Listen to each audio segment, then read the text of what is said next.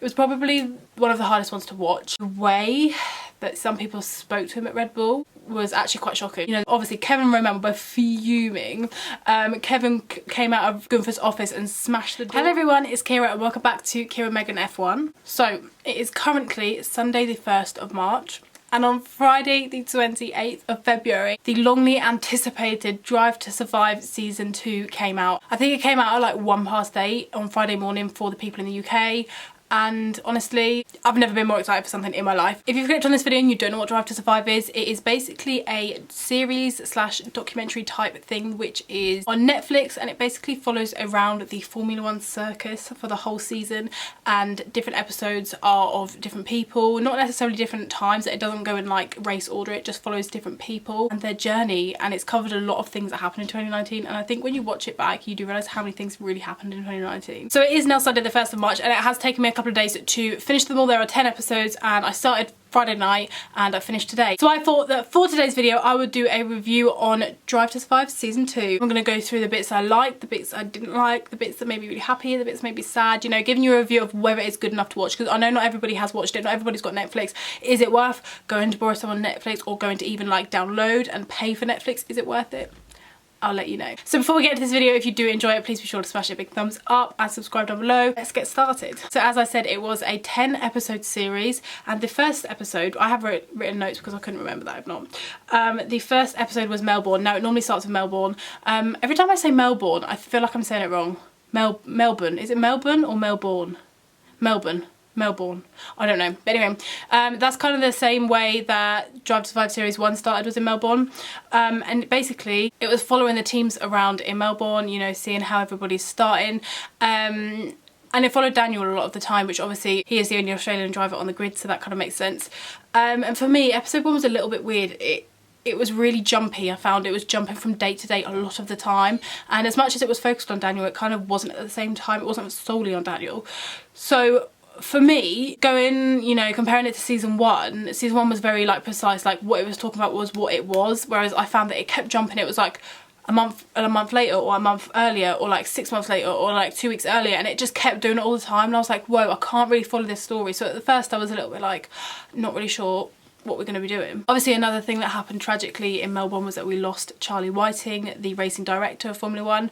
So that was obviously a big shock, we do all remember that, but there was no mention of it, which was a little bit strange, to be honest with you, because I will get onto it in the next couple of episodes which to talk about, but they did mention obviously the other people that we have lost in the sport this year. So for there to not even be a mention of Charlie was really quite odd. Like, you could see the black armbands that people were wearing, you could see that everybody, you know, was mourning, you could see everybody standing in the circle for Charlie before the Grand Prix, but there was no mention, and it was just a little bit like, oh, do you know what I mean? I would have expected there to at least have said something. So that was that kind of really got off to a bad start for me when I first watched it. I was like, is this really what this is going to be for the whole 10 episodes? So I was a little bit skeptic. But episode 1 was kind of just getting into it, obviously about what happened at Melbourne, Daniel Ricciardo, things like that. And yeah, I don't really have much to say about episode 1. Episode 2 was really, really funny. So episode 2 was all about Haas and their year, and it gave us an even more in-depth look into Gunther Steiner and his vocabulary, and it was amazing. Like, it was just so funny. Obviously we know he was literally the star of the show last year,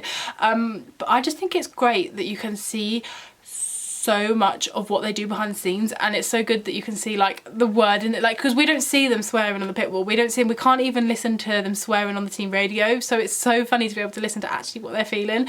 But yeah, it was really in depth about Haas, about obviously their journey last year. As we know, they didn't have a very good year, and obviously them talking to Gene Haas, him saying, you know, if this doesn't improve, why should I still be here? And it was really actually not concerning, but it's like you really see the depth of how Haas went wrong. And obviously it highlighted Silverstone. Now Silverstone, I was there, so as much as it's amazing to be at Grand Prix, you don't actually see everything that happens. So it was quite nice to know exactly the fallout of the Haas clash, because obviously I know that they clashed, but Doorgate was going around. So basically Gunther had a chat with Roman and Kevin about it in his office, and he said, look, this is unacceptable, I don't have to keep either of you here, like, pull your finger out or something needs to change. So I think what happened was Kevin and Roman were both fuming. Kevin came out of Gunther's office and smashed the door. I guess he just smashed it shut. They didn't actually film it because you could hear the audio, but they didn't actually film what was happening in there. So he smashed the door. And then Gunther comes out all guns blazing like, Kevin just smashed my door. He's going up to somebody. He was like, do you know where Kevin is? Where's Kevin? And this other man was like, no, I don't know. And then he was like, look, tell him, seriously, he doesn't have to be here. I can't believe he's just done that to my property. Oh, it was just the funniest thing. It was really, really funny. But obviously it's a really like serious time, but at the same time you can't not laugh at Gunther because every other word is a swear word, and it's so funny to see, but at the same time it's just like, what on earth is going on? But it was quite intriguing to see what really happened at Silverstone, and it really was a make or break moment for Haas at Silverstone. So as much as it was funny because they were swearing, it was like it was difficult last year for Haas, it really was. And I do hope they pick themselves up because obviously they are a small team, they haven't got much money. So to see what they've done in 2018 was really good, especially with Roman actually crashing however many times he did, and for them to still come so high up in the championship. It's like, what went wrong? So yeah, that was episode 2. Also, before I go any further, I just want to say throughout the whole thing, they cut back to, not a green screen, but like people who commentate over it. And they had Chris Medland, they had Formula 1 bosses, they had the drivers. I just want to say a quick shout out to Will Buxton. I love Will Buxton anyway. I think he's amazing. I think he's really good. I love his insights on Formula 1. I love what he does for the Formula 1 channel. But I just thought everything he said throughout the whole series was amazing. Everything he said, I was like, yes. Yes, yes, yes. I think Will is really underrated in the Formula 1 community. He is such a good journalist. You can really tell he loves this sport. You can really tell he's really into it. And yeah, I just want to give a shout out to him because everything he said was like perfect. So episode 3 highlighted the battle between Renault and McLaren for P4 in the championship. And it was basically, well, it was a little bit annoying because it was more focused on Daniel and Carlos. Which obviously I like them both, but at the same time Nico and Lando were kind of like sidelined as if they were like, you know, number 2 drivers, not really interested in their battle. And obviously I know that at that point, this was kind of around Baku time, so obviously at that point Carlos and Daniel were like rivals for like the midfield best of the rest driver. But it was a little bit like, okay, I get that there was a massive battle between Renault and McLaren, but why were Lando and Nico not involved? Like neither of them were involved at all. It took us through the weekend for Daniel Ricciardo in Baku and then Spain, and obviously Baku, you know what happens, but then when you watch it in Netflix you see more of an insight as to what it's like in the team, and it was actually, you know, it gives you such a different perspective of what the weekend was like because we see it as a whole whereas they see it as their team. And obviously Daniel was doing so well in Baku, and then we all remember the time when he dives up the inside with Daniel Kvyat and then outbrakes himself. They're both going into the runoff area and Daniel just reverses straight into Danny. And it was like, at the time it was like, what are you doing? But you could really tell that he was under a lot of pressure. He was doing really well in terms of like coming up the pack and things like that, but it really went wrong, didn't it? So it was nice to be able to hear the team radio as well, because I think it's on Formula 1 TV, which I don't have, but I know on there you can get team radio when it's not bleeped. But it's so nice to actually, it's not nice, but it's like you can really tell and feel their emotion in the videos when you can actually hear the team radio and all of like the bits that would normally be bleeped. And obviously in this episode was when Daniel said Netflix are a bunch of see you next Tuesdays, aren't they? And it was just funny. I just started with it. It literally just started with it. He was like, no, they won't keep it in. And they did. I love that they kept it in. I love that Netflix would like didn't feel like they had to bleep anything or anything. They just left everything raw. And I think that's what we all want to see as Formula 1 fans. It was really, really funny. And obviously he then explained it on Twitter. I think Daniel said, where I come from, it means like you're cool. But another thing, I can't actually include any videos into this video because obviously I don't know whether there's like copyright and things like that with Netflix. So I'm not gonna put any physical or visual displays. You're just gonna have to see me and trust my instincts. But that was kind of episode 3. There was one thing that I didn't actually like, but I am quite sensitive. Oh, what the hell is going on with my hair there? That's not quite right. There was one bit where it went back to Carlos and his cousin slash manager, and they were going fishing. And it was like, I don't know much about fishing, but it was like the spear fishing apparently, where like, you know, and like it just shoots it into the fish. And I'm really sensitive with animals and things like that. I don't want to get into it too much. I don't want to make this much of an issue, but at the same time it was a little bit like, oh, there was no warning that it was going to be that graphic, because it literally showed you shooting this fish, and it was like, whoa, I didn't really expect it. So that was one thing that was a little bit like, I don't want to watch this and feel like something could be shown that's quite graphic without any warning, do you know what I mean? So that was a little bit like, I wish you wouldn't do that, but I'm not going to dwell on that because other than that, it was a really good episode. Episode 4 focused on Mercedes and Monaco and actually quite a bit about the late Niki Lauda, and obviously that was the weekend that he had passed away. It was a really lovely touch, and it was a lovely sentiment to Niki, and it showed, you know, Mercedes. It didn't have too much in depth about Monaco, but it just showed you about them winning in Monaco and what they'd done for Niki. And then obviously the next bit of that was Germany. Now we all knew that Netflix did follow Mercedes around Hockenheim. It was a well-known thing literally last year that is what Netflix had done. I don't even know how this even happens, but obviously I guess it was the anniversary for, was it 125 years in motorsport? Something crazy like that. And it was crazy to see the weekend that Mercedes had, you know, to actually see what went down in Hockenheim. All we saw was Valtteri in the wall, Lewis in the wall, 50-second pit stop. Actually, to see like the damage and then to see in the debriefs was like crazy. Oh, and another thing I wrote down was actually crazy. So I knew that Lewis Hamilton wasn't very well on the weekend of Germany, but I didn't realise how unwell he was.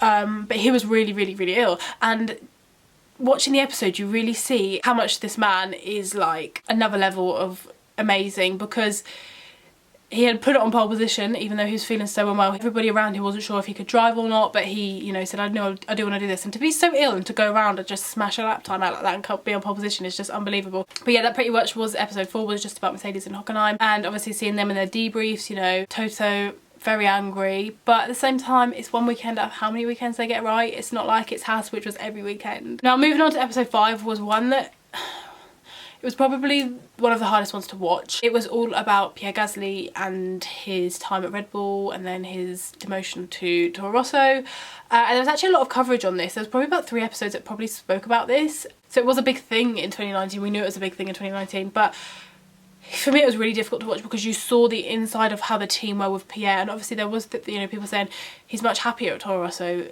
As much as the car, I feel like the car suits him more at Toro Rosso. The way that some people spoke to him at Red Bull was actually quite shocking. You know, they're just little clips of Christian Horner speaking to Pierre. It was very intimidating, I felt.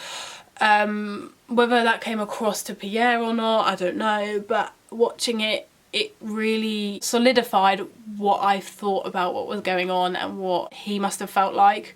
But yeah, the way even his race engineer on team radio was speaking to him, you know, it was like, push now Pierre, you've got to go now, close up Pierre, close up on him. And it was just like, come on, like, he is trying. It was just like one line thing. There was no like help with Pierre. I felt like they threw him in the deep end and they didn't support him, and that's really how I felt. And I'm gonna say it, I didn't like the way that they treated him at all.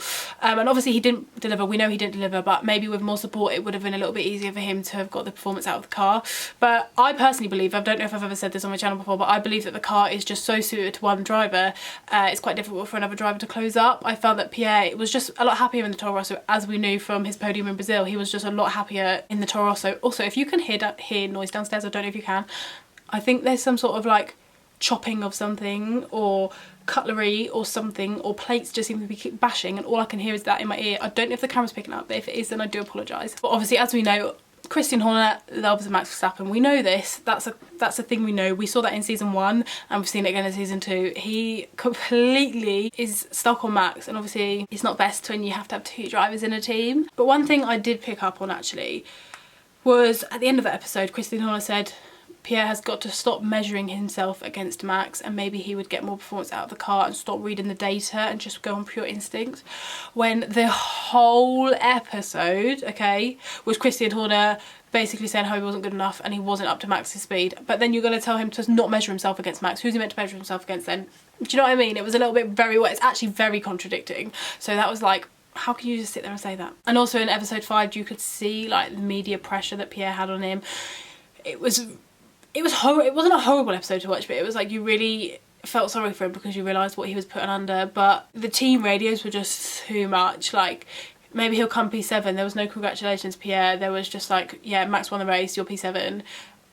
And you could hear the cracking in Pierre's voice because he knew he hadn't done well. And he'd say, like, guys, I'm so sorry I screwed up. And his voice, like, I could sit there and cry. Maybe I'm emotional. I don't know, but it was a hard episode to watch, to be honest with you. But yeah, that was episode 5. So episode 6 kind of carried on with this, and it was about the Alex and Pierre swap. Mid-season, as we know, Alex got promoted, Pierre got demoted, and it was kind of more focusing on Alex and his step up to Red Bull.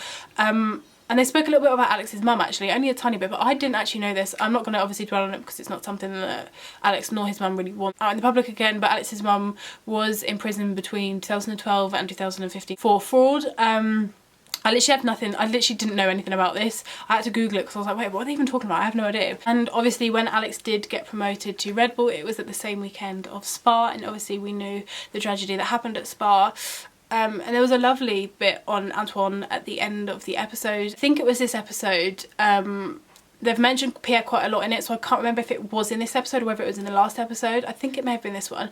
Pierre done a lovely piece on Antoine at the end. He gave a lovely speech about it, and it just showed how much of a hard year Pierre had because, you know, he's gone through all of this and then he's lost one of his best friends. He was his literal brother. But Netflix really showed quite a lot of the crash, actually. They, you know, none of the footage has really been shown ever since it happened, and Netflix actually shoot not the crash but kind of like after it, and they shoot Alex's mum's reaction, and it was really raw and it kind of brought back a lot of emotions. But it was just lovely to have that touch for Antoine.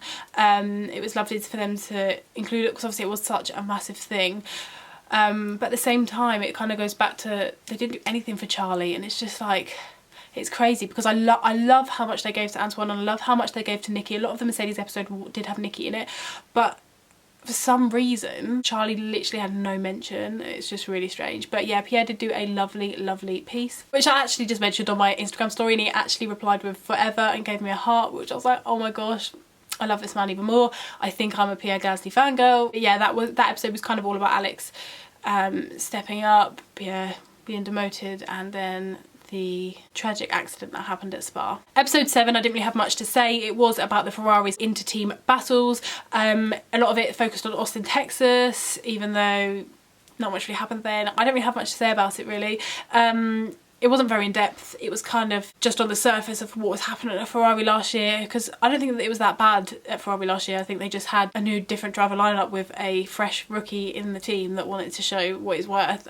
But yeah, that's kind of all that happened in episode 7, was a Ferrari battle thing. Episode 8, I put on there about Renault. I miss Nico. Also, but Nico and Danny are so funny, and they literally are. They actually are hilarious. And something happened, like, I think I'll put the video up here because I think I recorded it. What are you doing? What do you want? Huh? We need to talk? You and I? Netflix was just following Nico around. He was like, what are you looking at? You need to talk. It's just the funniest thing. I was like, what are you even doing? It just like shows how much I miss that man. Like, Nico Hockenheim, I really miss you. But it did actually focus a lot on Nico in this episode, which was good. Still no Lando, by the way. We are 8 episodes in. No sign of the man. But nevertheless, it did focus on Germany, where obviously Nico was running P2 and then crashed out, and it was horrible to see because there was a lot of pressure on him. And actually, when they were speaking to Cyril, he was saying, you know, whether he gets a podium or not this weekend could make or break whether we renew his contract. And inevitably it did. Obviously, Nico crashed out. He did not get his contract. And another thing which I absolutely, this was probably one of the best bits of the whole entire series, was Esteban and Toto were in a car. It was in Hockenheim, and Toto was on the phone to Cyril saying, are you free for dinner tonight to have a talk? And it's so amazing to see the talks that actually go on behind the scenes, because we don't see this. We don't see this at all. We didn't even see that around that time. So it's so good for them to be able to let Netflix do that, because at the same time I know that the show of Netflix isn't going to come out until February the year after, but those Netflix men are technically involved in the chats because they are there. Do you know what I mean? And it's so crazy. It's a lot of trust in the Netflix people to not go and blurt that out to everybody. So that was a really interesting bit, actually, when Toto was on the phone to Cyril about Esteban signing up for Renault, which, as we know, he has done. It's just, it was so cool to see. But yeah, obviously all I've put on here is about how sad Hockenheim was to see Nico Hülkenberg not get the podium that he deserves. And I know he deserves it, because guess what? I'm another fangirl for Nico Hülkenberg. I'm a fangirl for everyone, really, but Nico, he really deserved it. So we're on to the penultimate episode, and this was all about Williams. Now, I actually got through to like this episode and I thought, oh my god, why have we not mentioned Williams at all? They had like a diabolical year. But we finally got to the Williams episode. It was so good to see it all unfold and to see their year, because obviously we know it was really difficult for them, but to actually see the year unfold and to actually see what actually happened between them, and also pre-season, was really good to see, you know, them having talks, realising that this car is not ready. This car will not be there for pre-season testing, or at least for the first couple of days. And to see the downfall of Paddy Lowe, obviously we know he went on that kind of sickness leave and then never came back, and he really did disappear. A lot was on his shoulders, but at the same time he really didn't perform, and yeah, he wasn't there for very long, was he really? And he's gone now. Another thing that I did pick up on in that episode was obviously George Russell pretty much led the team for Williams last year. No hate to Robert Kubica, but George just completely dominated. And I was there at Silverstone, as I know. We don't really look at Williams, we kind of just know they're at the back. We don't really know their true feelings and emotions. But to hear George's team radio and to hear what he was saying on the team radio, he was literally like, I want to retire this car now. Guys, this is awful, the balance is awful, I can't drive it, it's not sticking. And I have never heard him like that. You know, he's such a positive guy and he wants to get the best out of everything, but to be that upset with this car, it was horrible to watch, it really was, because he deserves so much. And I am, again, I'm a George Russell fangirl, but I can see a future world champion in him. I've said it from day dot. He needs to be in that Mercedes next year and he will be winning world championships. I rate him over pretty much anyone on the grid right now. I would actually rate him, oh my god, that's quite a big statement to say, Keira, are you sure you want to say this? I rate him over Charles Leclerc, I rate him over Max Verstappen, I rate him over Lando Norris, I rate him over Alex Albon.